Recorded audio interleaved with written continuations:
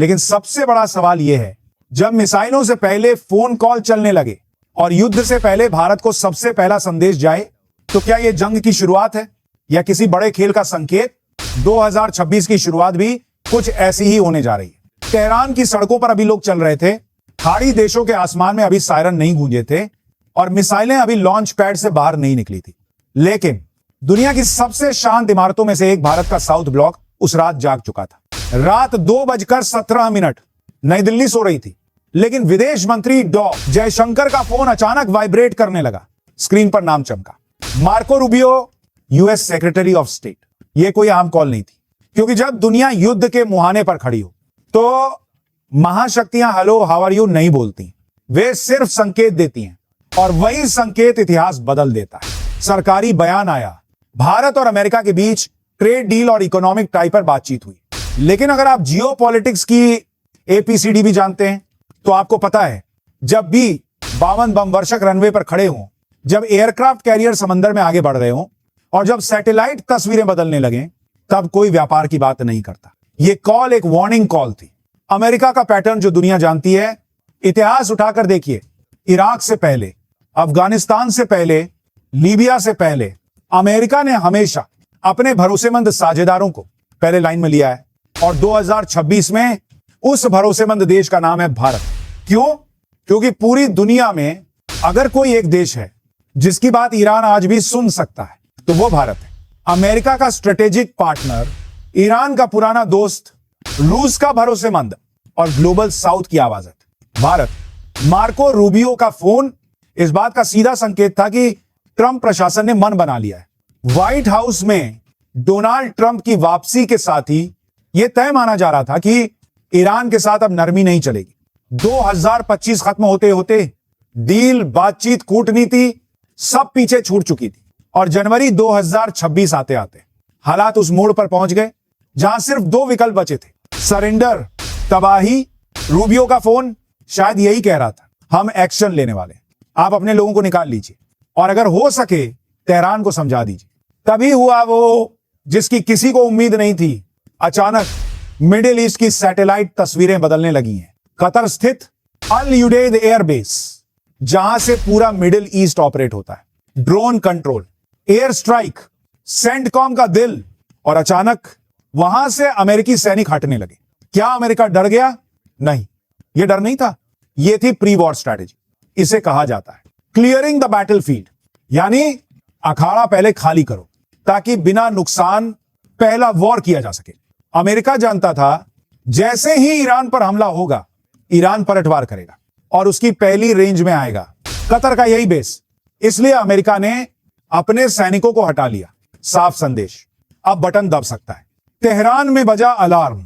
जैसे ही कतर में हलचल तेज हुई, तेहरान में खतरे की घंटी बज गई। ईरान की खुफिया एजेंसियां जो अब तक बयानबाजी कर रही थी, अचानक शांत हो गई, क्योंकि उन्हें समझ आ गया इस बार अमेरिका सिर्फ बोल नहीं रहा। और यहीं से कहानी में आया सबसे बड़ा ट्विस्ट। रूबियो के फोन के ठीक 24 घंटे के भीतर जयशंकर का फोन फिर बजा। इस बार कॉलर आईडी पर नाम था Syed Abbas Araghchi, foreign minister of Iran. अब जरा रुककर सोचिए, दुनिया के दो सबसे बड़े दुश्मन 24 घंटे के अंदर एक ही देश को कॉल कर रहे हैं। यह संयोग नहीं, यह मजबूरी है। ईरान क्यों घबराया? क्योंकि ईरान जानता है अगर ट्रंप ने B-52 टोमाहॉक और साइबर वॉरफेयर को हरी झंडी दी तो तेहरान घंटों में मलबा बन सकता है। इसीलिए ईरान ने वही किया जो डूबता जहाज करता है, आखिरी उम्मीद की ओर हाथ बढ़ाया। और वह उम्मीद थी भारत। भारत सरकार की एडवाइजरी को कई लोग हल्के में ले रहे थे, कुछ कह रहे थे रूटीन प्रिकॉशन है, लेकिन सच्चाई इससे कहीं ज्यादा खतरनाक थी। भारत कभी भी इतनी जल्दी, इतनी सख्त भाषा में अपने नागरिकों को किसी देश से बाहर निकलने को नहीं कहता, जब तक उसके पास hard intelligence, satellite input, signal intercept न हो। सूत्रों के मुताबिक रॉ को जो जानकारी मिली थी उसमें 3 बातें साफ थी। अमेरिका अगले 48-72 घंटे में काइनेटिक एक्शन ले सकता है। ईरान का पलटवार सिर्फ अमेरिका पर नहीं बल्कि पूरे मिडिल ईस्ट पर होगा। युद्ध की पहली लहर में कोई भी न्यूट्रल सेफ नहीं रहेगा। यही वजह थी कि भारत ने समय बर्बाद नहीं किया। नया भारत अब इंतजार नहीं करता।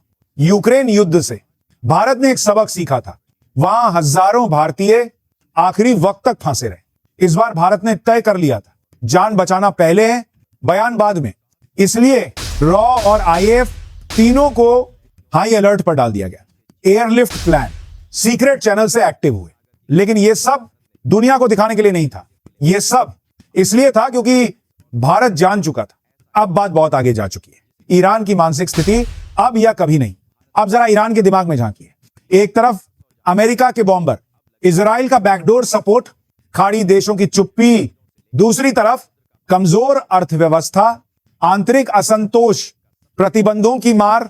ईरान जानता था अगर इस बार झुक गए तो सिस्टम गिर जाएगा। यही वजह है कि ईरान ने सर्वाइवल मोड ऑन कर दिया। ईरान की रेवोल्यूशनरी गार्ड्स आईआरजीसी के एयरस्पेस कमांडर माजिद मुसावी का बयान आया, हम युद्ध के पीक रेडीनेस पर हैं, हमारे मिसाइल डिपो भरे हुए हैं, कोई भी हमला बिना जवाब के नहीं जाएगा। यह बयान अमेरिका के लिए नहीं था, यह बयान था अपने लोगों के लिए, अपने प्रॉक्सी नेटवर्क के लिए, क्योंकि ईरान जानता था अगर जंग छिड़ी तो वो अकेले नहीं लड़ेगा। ईरान की सबसे खतरनाक चाल सीधा अमेरिका से लड़ना ईरान के लिए आत्महत्या है। इसलिए ईरान ने पूरे मिडिल ईस्ट को जंग के घेरे में लेने का प्लान बनाया। इस स्ट्रेटेजी को कहा जाता है रिंग ऑफ फायर। मतलब हर दिशा से हमला, हर जगह अस्थिरता, हर सहयोगी को डर। ईरान ने साफ शब्दों में 4 देशों को चेतावनी दी, कतर, यूएई, बहरीन, सऊदी अरब। संदेश सीधा था, अगर अमेरिका को जमीन दी तो तुम भी दुश्मन हो। यह कोई खोखली धमकी नहीं थी। कतर क्यों सबसे ज्यादा डरा?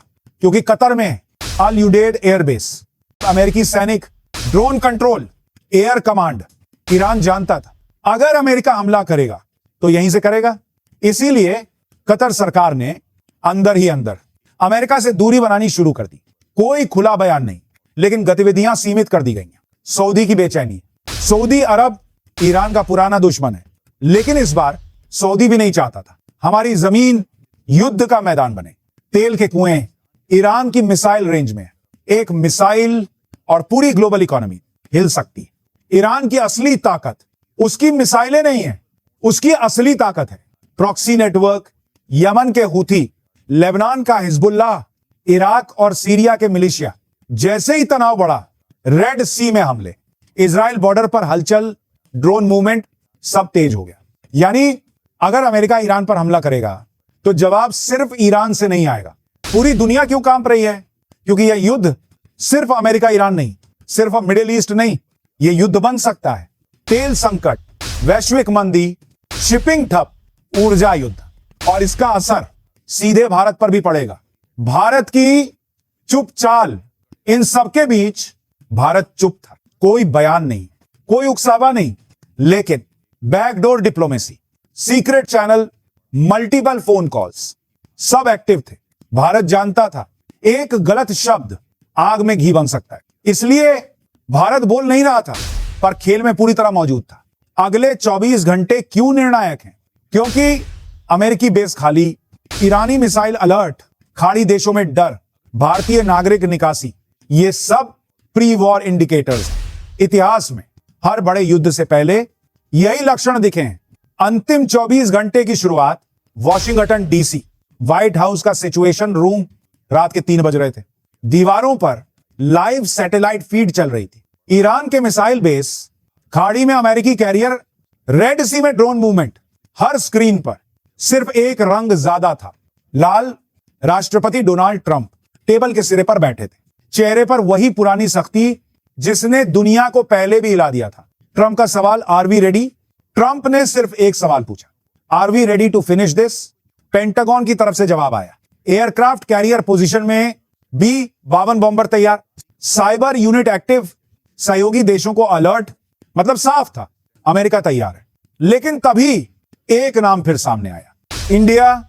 अमेरिका जानता था अगर यह युद्ध पूरी तरह भड़का तो यह सिर्फ ईरान नहीं जलेगा, तेल, शिपिंग, ग्लोबल इकोनॉमी सब ढह जाएगा। और यही वो जगह थी जहां अमेरिका को एक ब्रेक चाहिए था।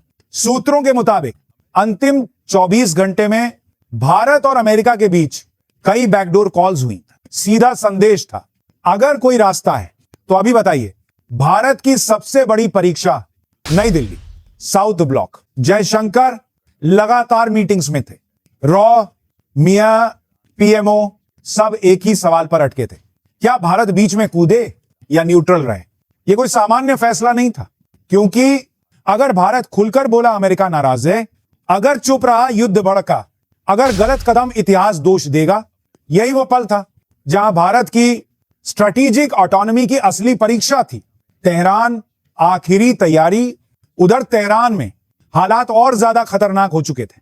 Missile units alert, air defence active को, proxy network on stand by, IRGC के अंदर सीधा आदेश था, अगर पहला हमला हुआ तो जवाब पूरे रीजन में जाएगा। ईरान जानता था अगर वो सिर्फ अमेरिका पर मारा तो मिट जाएगा, इसलिए प्लान था सबको साथ लेकर गिरना। खाड़ी देशों में भगदड़, कतर, यूएई, बहरीन, इन देशों में flights cancel, air space review, emergency meetings, क्योंकि उन्हें पता था अगर पहली मिसाइल चली तो दूसरी हमारे लिए होगी। कोई भी अमेरिका ईरान युद्ध का मोहरा नहीं बनना चाहता था। दुनिया की सांसें क्यों अटकी थी? क्योंकि यह युद्ध सिर्फ दो देशों का नहीं, सिर्फ हथियारों का नहीं, यह युद्ध बन सकता था तेल की कीमतें आसमान पर, शिपिंग लेन बंद, एशिया यूरोप ट्रेड ठप से, ग्लोबल मंदी, और इसका सीधा असर भारत, चीन, यूरोप सब पर पड़ता है।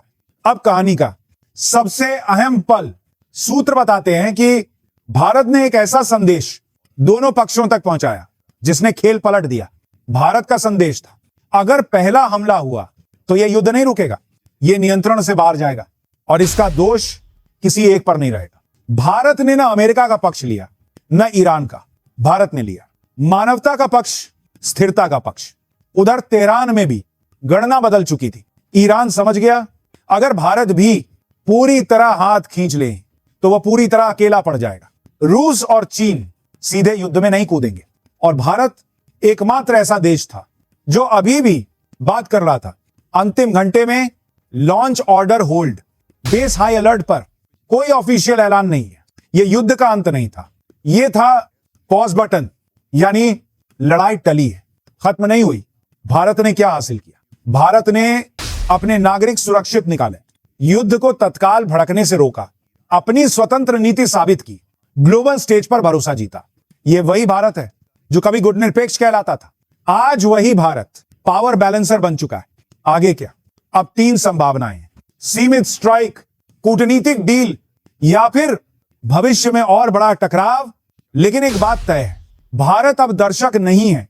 असली सवाल आपसे दोस्तों, इतिहास के इस मोड़ पर आप क्या सोचते हैं? क्या भारत ने सही किया? क्या अमेरिका को हमला कर देना चाहिए था? या क्या यह युद्ध आगे और भयानक रूप लेगा?